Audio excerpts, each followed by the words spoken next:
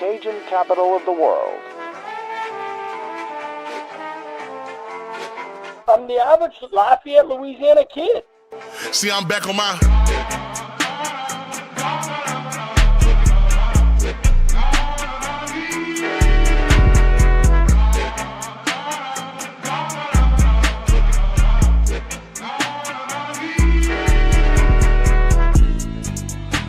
Hey, fellas. Hey, Raging Review said, congratulations. Say what's up, y'all. Yeah!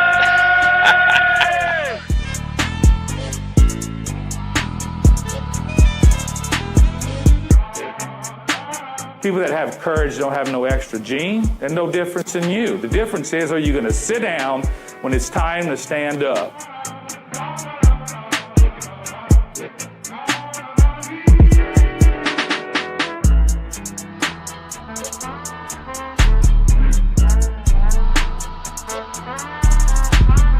Ladies and gentlemen, welcome in to another edition of Raging Review on a big Monday night. It's Nick flying solo tonight. Glad you're able to join us. We have a special Lagniappe episode coming up in just a few. I had the opportunity on Thursday to sit down with ULM Warhawks Athletics Director S.J. Tuohy. And I think Doug is excited about it. He already hitting us up with the super sticker. Thank you, Doug. Appreciate it, man. But SJ is a cool dude. He was actually on his way in a car to the Memphis, I think it's the FedEx, let me get this right, the FedEx St. Jude Championship in Memphis. So he was actually driving there while he was on with us. So if you hear things cut out once or twice, it's probably because he hit a bad cell tower, but some great information. I didn't really do it much like an interview. I didn't prepare a whole lot of questions. I just kind of put some bullet points and I'll let the conversation drive itself. So it was a fun time, fun interview, fun conversation, I should say. And we'll get to it in a second. Of course, we've got to thank our sponsors as we do every time we do one of these shows, as we got to pay the bills. And when we come back, we'll get to it with S.J. Tuohy. We'd like to thank the following partners who make Raging Review possible. Our title sponsor, the Best Stop Family Market, with locations in Katy and Baytown, Texas, Toledo Bend, Karen Crow, and of course the official location opened in 1986 in Scott. Visit the Best Stop and ask about the Raging Review tailgate platters. Gulf Coast Bank, title sponsor of the Tailgate Show every Saturday, 3 hours before kickoff. Planet Radio 106.7. Lafayette Roofing. The Yard Goat. Yes Please Branding and Marketing. Old Time Grocery. Stride Safety Solutions. Eat Lafayette, brought to you by Lafayette Travel. Raging Hydration. And Dr. Brett Venable at Recovery Chiromed. And we'd also like to thank our Patreon sponsors listed here. For only $2 a month, you too could have early access to uncut interviews before they air here on our shows. You also get an exclusive Patreon icon next to your name on Cajun Threads, the official message form for Raging Review. If you are interested in joining as a Patreon, visit us at patreon.com/Raging Review. Thanks to all of our corporate and Patreon sponsors for making this show possible. All right, Cajuns fans, we are joined now by S.J. Tuohy, the athletic director at the University of Louisiana at Monroe. Sean, S.J., really appreciate the time. Thank you for joining us today. Hey, thanks for having me on.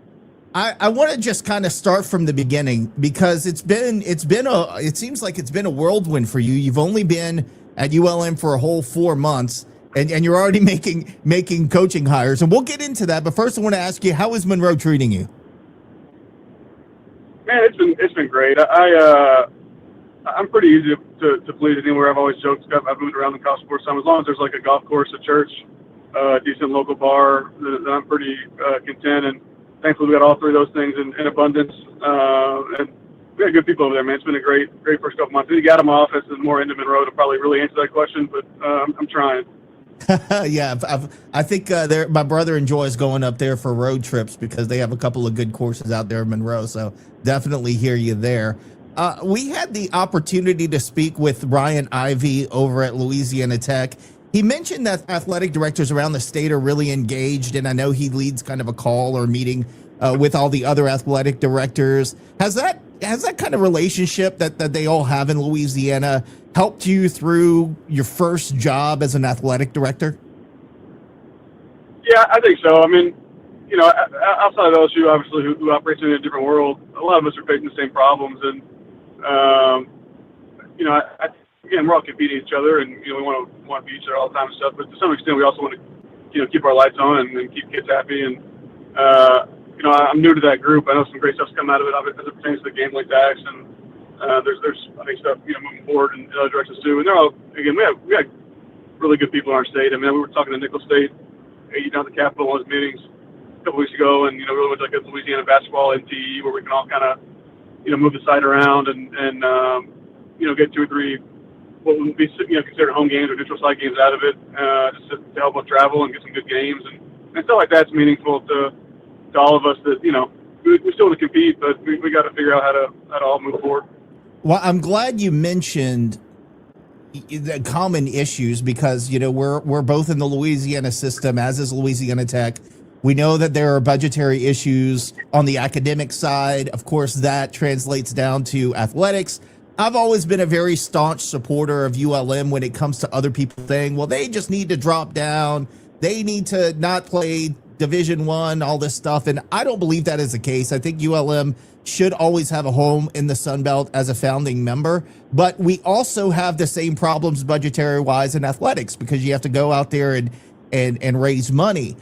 Dr. Castile seems like she's very, very motivated to get athletics at the right level in the next few years. Talk to us a little bit about your relationship with Dr. Castile and how you guys plan on increasing that budget as you go through the next few years in the Sun Belt.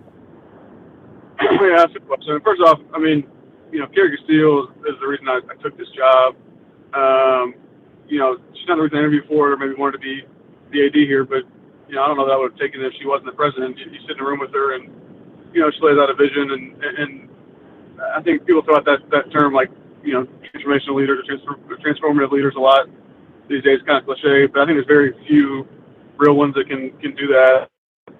Is that, man? I think, you know, she always jokes with me that we're going to change our die trying, and that may be the case, okay? I may end up in an early grave, but if anyone can do it, she can, and I think, you know, she makes you feel like you want to be a part of something bigger than yourself and can turn it. She supports athletics. She's also, you know, reasonable and understands that, you know, we can't have expenses that just way exceed our revenues. And, you know, we don't have a lot of money, certainly relative to other places, but we also don't owe a lot of money to anybody, so there's things we can do strategically. And I think she, you know, she's very creative, right? And she's coming with ideas like, you know, have you thought about this, and can we do this, you know, as it pertains to maybe something from the state or a way to, you know, lower costs to some university, whatever it may be. And I'm like, no, actually, I have not thought that. I've been here for 3 months. I got what she told me sooner. That's a great idea. So she doesn't want to ever overstep, which is great. She leaves it, you know, athletics to us and helps what she can. And you know, she's got a big job on her plate on the university side. But that's the big thing with her, I think, is eliminating the sides, right? It's kind of one side now. You know, we're all ULM. I think in the past it's kind of been split a little bit. And, you know, it's easy to do that when you have a bunch of money involved. So I think we're working the same problems, like you said, but she gets it, and, you know, she's helpful as she can be, and, man, she's an awesome leader for our university. Yeah, we like her too. I know she has ties to Lafayette. She went to school at UL, and we love her. So I think that was a home run. Broke Louisiana's finest from Ruth, Louisiana. Nice. That's awesome. No, we like her, and we're both in the same position. We both got, you know, we've both gotten new presidents in that look like they're stepping up their commitment to fundraising and getting us all into a right place. So I'm excited to see how that works out for you guys. And a competitive, healthy athletic department at ULM means a healthy, fun little rivalry we have going on, especially with Louisiana Tech coming in. That'll be interesting. Speaking of Louisiana Tech, you know, all that drama that's going on right now, and I feel bad for Ivy because, you know, that's got to be a drag on him every single day. But Have you heard anything behind the scenes? It's been kind of quiet as far as what the Sun Belt Conference plans to do if this all collapses and Louisiana Tech has to pause and come a year later. Yeah, they have to be careful with the new AD in the league, and Keith Gill somehow he'll hear everything that's said. But I feel fully confident in Keith in the Sun Belt. Man, he's a good commissioner, and look, I would be stunned if they're not in the Sun Belt, and I think that they will be, and fully anticipate being that way. Now, what that number ends up being and how they settle it, stands to reason. But I think they're going to be in the league. We anticipate playing them. We hope that we play them. Like you said, the rivalry piece for us with you guys and them, it helps us, right? Like, if you guys get some brand new nice practice facility, whatever, or whatever it may be, that gives us motivation on our end to go try to, hey, we have to tell our guys, hey, we need this or we need this. I mean, iron sharpens iron to some extent. Again, I want to beat both you guys in everything we possibly play at any time. But rivalries are important in college athletics, man. It's something you build off of, and branding and marketing and sponsorship. So you said it. It's good with them coming to the league for us. Now, we talked about, I'm circling back. Like I told you, I'm going to be all over the place today because I got so many questions to ask you. But as I said, it's been a whirlwind for you. You had to make your first hire 5 months into the job. And I couldn't help but notice that Ryan Cross coming to you from UAB. And of course, UAB is coached by former Ole Miss head coach Andy Kennedy. So my question to you is, in looking in this whole process, did you have any, I guess, insight into Ryan Cross before that because you were following Andy there at UAB, or kind of what went through the thought process there as you were looking for a new head coach? Yeah, I joked with Andy. I mean, obviously, I'm familiar with him. So I was on a very good high school basketball team, years ago, whatever, 15, 16 years ago. And, God, is that right? Yeah, wow. I think that is right.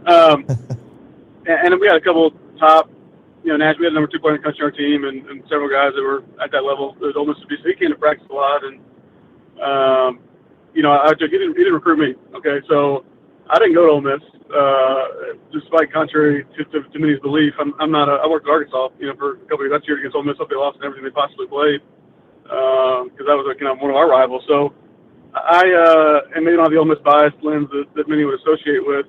And Andy was calling me as the job came open, because we've conversed over years, but never, serious capacity. I think highly of him as a coach. He's won a lot of games in a lot of places, but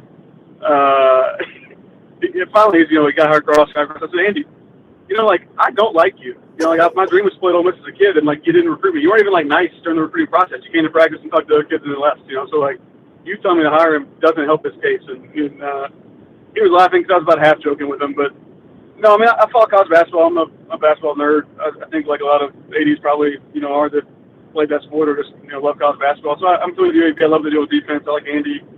I think his style is very disruptive, changes defenses a lot, and they score a lot of points. So I knew of Ryan, and obviously when you're at Monroe, you hear the history and look at the stats and stuff. So I wasn't super familiar with him, but as the job came open, you start to learn more about him.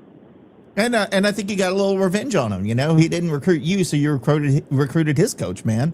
I think that it all came full circle. Man, he was happy for him.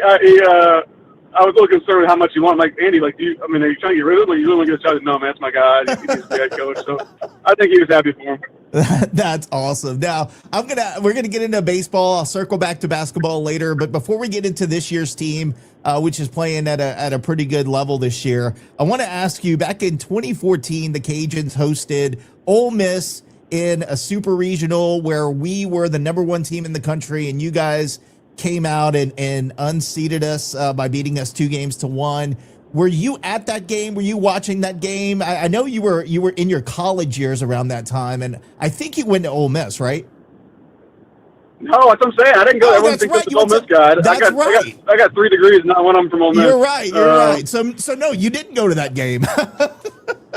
No, it cracked me up. I took a bunch of my donors in my previous school. I was at Oral Roberts, so we didn't have football, and it was actually one of the most fun falls I've ever had working in college sports, because I didn't have to worry about a game day Saturday for a change. And man, I got to go see a lot of my friends play, and I was flying all over the country in the fall, just watching guys who I never get to see because I'm working in college sports. And I took a bunch of our donors to an Ole Miss game, and I was kind of taking it all in. And they were like, "Man, this is like your place." I'm like, "Dude, I haven't been here in 10 years. It used to be." Yeah.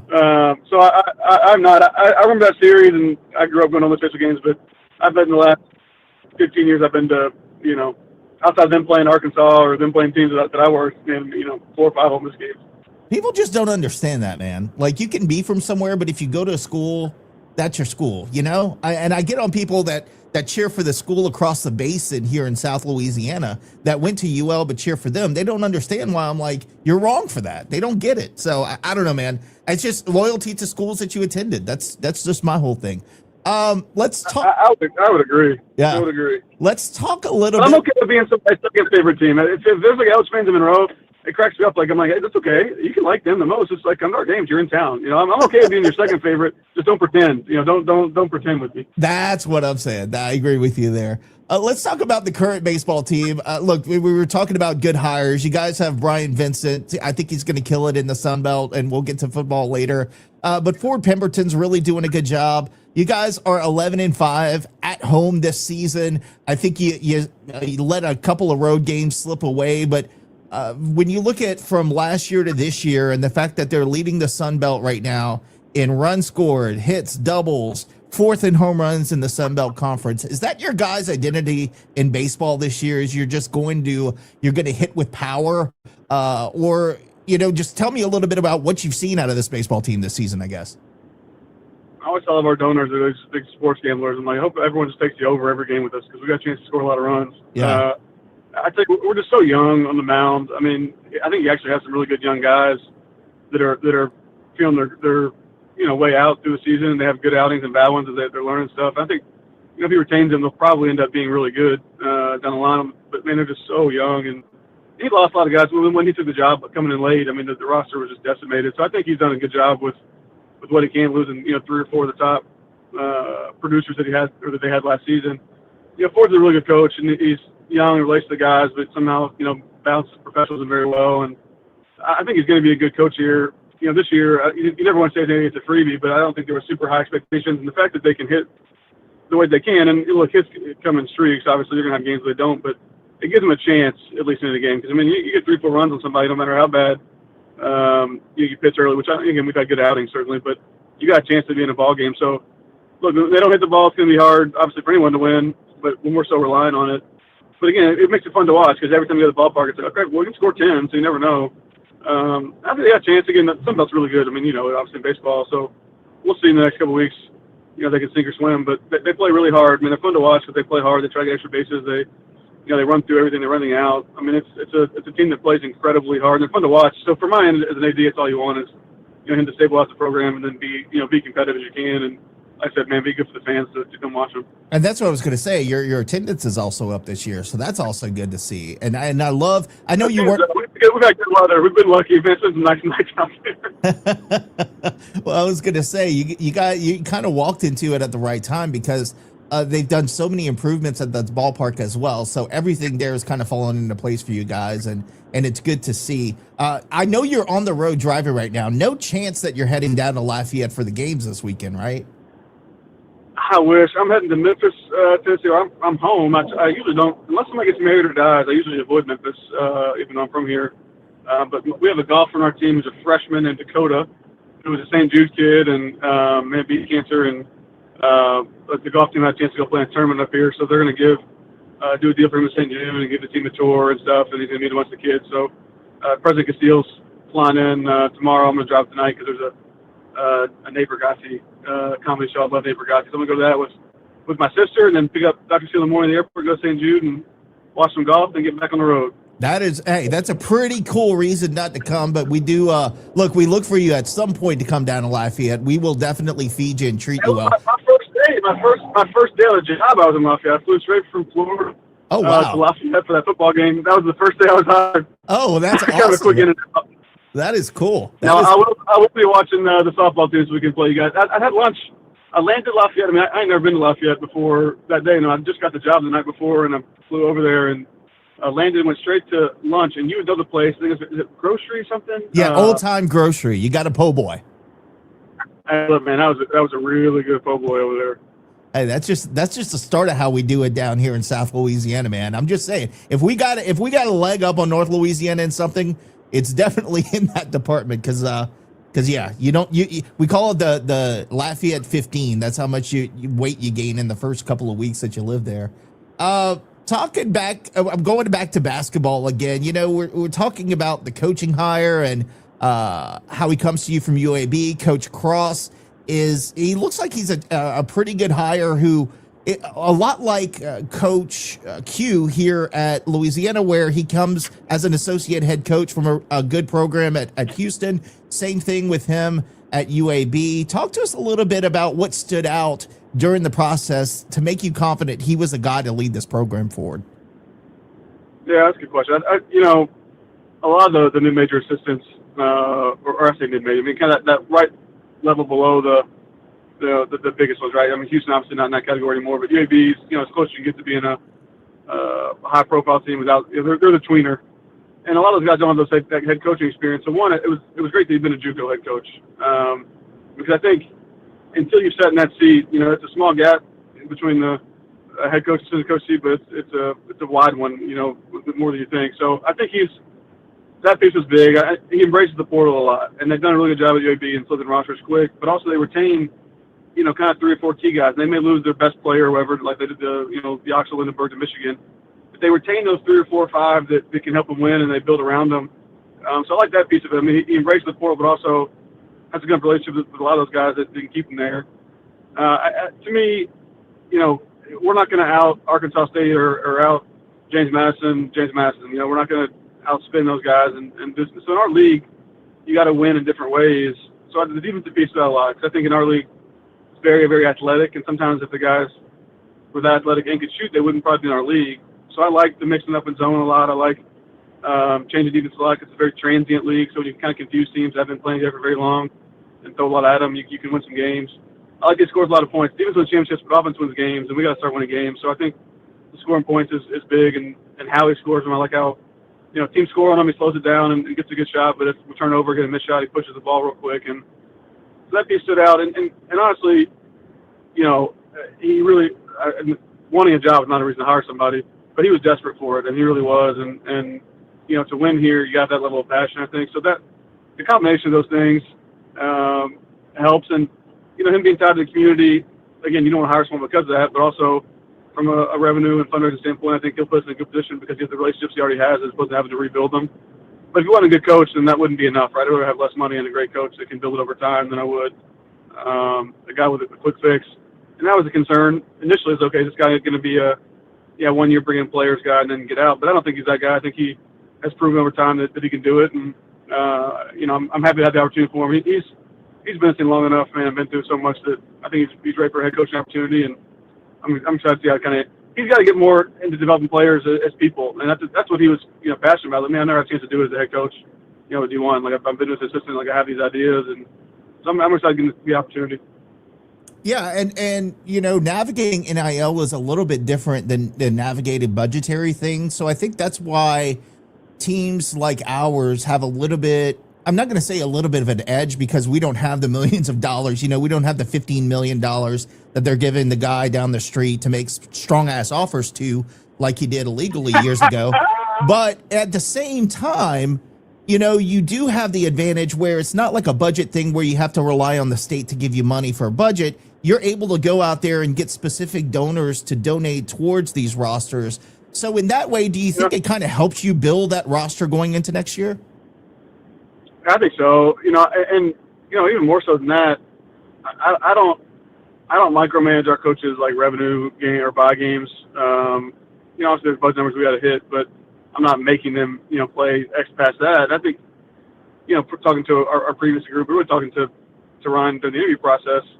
He's like, what do we need to hit? And I'm telling numbers, and I told him, I don't care about these games. Non-conference basketball to me, in our league, is you're trying to go to the conference. We're a one-bid league right now, and over time that may change, but as of right now, man, it don't matter what you do at a conference. And he's like, well, crap, man, I'll play 8 of these. He was being facetious, obviously, but we'll play some buy games to put towards revenue share. I'd anticipate doing that at least, because I think, again, if we can go out and get Tuohy because he has good connections and we can get good favorable scheduling and get it, like, I'm not judging him on his out-of-conference record. Like, I'm trying to compete in our league. And again, in 3-4 years, if we can get two teams in or, what have you, it's more, and then maybe we'll change our view on that. But to us, get some wins at home, get fans excited out of conference, go make the money that we can and get the team ready to play conference. And I think he really agreed with that vision, and I think he's got good connections, around here to get games that are favorable like that. So that was another piece of it in terms of revenue that I think, we ain't going to have $1 million roster. So how do we offset a couple $100,000 outside of just traditional fundraising and being creative? And player buy-in and getting to the guys to love you as a coach and a person, I mean, that all in itself kind of works into that as well. So it's just a weird world that we live in now, man. A couple more questions for you, and I'm moving on to football now, because spring practice, of course, is underway. And I know you've been super busy on the basketball front, but have you been hearing anything about how the team is progressing under Coach Vincent? Well, look, BB's one of the greatest optimists ever. So sometimes I take a grain of salt, man. He thinks it's a great thing, which is why I love him as a coach. He always views the positive side of things, and he loves those guys. So I have not been out there much as I should, certainly during this basketball process and all the crap we've got going on. But the couple times I have been, it's a team that seems to be gelling more quickly than teams have had here in the past. And he's got a lot of competition, a lot of positions, which is good. Quarterback, you bring a turner back, he has a chance to develop and be pretty good. You also bring in a couple transfers that, I think he thinks he can compete with him right away. And, we're deep in a lot of areas, so it's fun to see, the O-line battle, and obviously, there's so many new guys, figuring out what you actually got. So I'm optimistic about it, certainly, but I reserve judgment until I actually watch a scrimmage or a team period of practice and not just come out there for 10 minutes to make sure that everyone's, rolling around doing good. So give me like another month and ask my question. I'll report back. Now, we travel up to Monroe for the game this year, and I've treated you very well today on this little conversation, right? I didn't throw you. It was softball questions, nothing too crazy. So when we go up there, maybe but you could edit it up, make me look bad. So be careful to ask. I got to see the post production until right. I don't know how I'm gonna look. Well, look. As you're watching that and you're reliving this moment, I just say if you go back and you saw this was great and easy, are you going to hook your boys at Rage and Review up when we go out there and show us around? Yeah, as long as you let us win the game. Look, there were no. Okay, if you call us Louisiana going forward and not ULL, then yeah, we'll let you win that one. How about that? I'm a creature of habit. I've gotten in trouble on both sides of it. I said something. I said Louisiana, and they go, can't do that. Oh, you called them this, you called them that. I'm like, guys, give me some time here. I'll figure out what makes. We'll call them the wrong thing when it's like opportune to us. Just like let me get through 6 months to figure out what they even like to be called. I'm learning. I like Brian Maggard a lot. I think Brian's a good guy, man. He's been helping me come in this league, and he's a fun guy to be around, man. I don't know enough of our landscape, and we got our own problems to worry about than to see what other people think. But in terms of person, man, he's one of the best guys in our business to be around. So I will just take that as a yes. You're going to hook us up when we're in Monroe in the fall. That was a diversion away. That was a diversion away from the yes. But we're a hospitable bunch. Now again, Coach Vincent, come whatever that day was. October. No, we're last day. We're playing you guys in November. Yeah, we're going to be playing on I think a Saturday in November. Yeah. So. No, excuse me. It's a Thursday game. Yeah, it's a Thursday game. Look, Coach Vincent's the most competitive guy that I've ever been around a game with boys that like him a lot. So I got to be careful being too nice but we're a hospital bunch. We'll take care of it. No, I got you. Don't tell BV, okay? Because that guy's, he's competitive. The secret is ours. And look, the best stop in Scott is one of our sponsors, Excellent Boudin and Cracklins. I will bring some up to both of you. Okay. If you want to keep his, that's fine. But I'll bring some up to you, and we'll use that as a peace offering. SJ, it has been a pleasure, man. It has been a lot of fun to speak with you. Appreciate your time here, man. And we look forward to playing you in all sports for the next several years into the future. And best of luck to you the rest of the way. Enjoy, man. Looking forward to a good weekend of baseball and softball. Looking forward to see what happens. Thanks, man. Take it easy and safe travels to you. Okay. Thanks, Nick, too. All right. See you, man.